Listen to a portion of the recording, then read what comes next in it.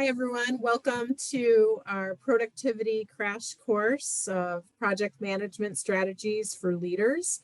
I'd like to welcome back Helene Segura, who did a beautiful job of talking to us about time management last month, and we're excited to have her back to talk about project management. The reason why I am driving home the point of the scope is because sometimes it can take almost as much time to build out the scope as it does to work on the project.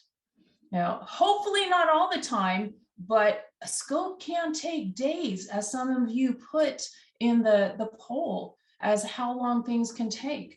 Hopefully scope does not take months and years, but a scope can take days or a scope can take weeks. And for the folks who have the personality of, there are a lot of different personality traits, and I'm sure you've gone through all sorts of different assessments throughout your entire career.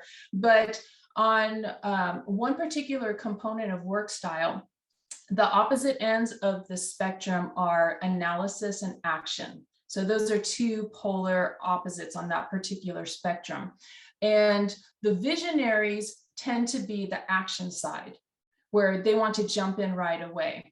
And the detail-oriented folks tend to be on the analysis end of the spectrum, where they want to analyze.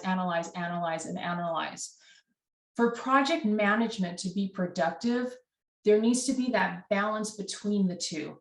So you do have folks who want to analyze, and you also have folks who want to kick it into action, but they are willing to understand that the opposite end of the spectrum still needs to do their thing in order for this to be a successful project. So if you are closer to the action end of the spectrum, where you just want to, oh my gosh, stop all this planning and let's just dive in and get things going, it is very important to make sure that you go through all of these steps, map all of this out, because you will save so much time, heartache, blood, sweat, and tears in the long run. All right, moving on now, because I think I've beaten planning to death. Hopefully I've gotten it through your heads that this is key.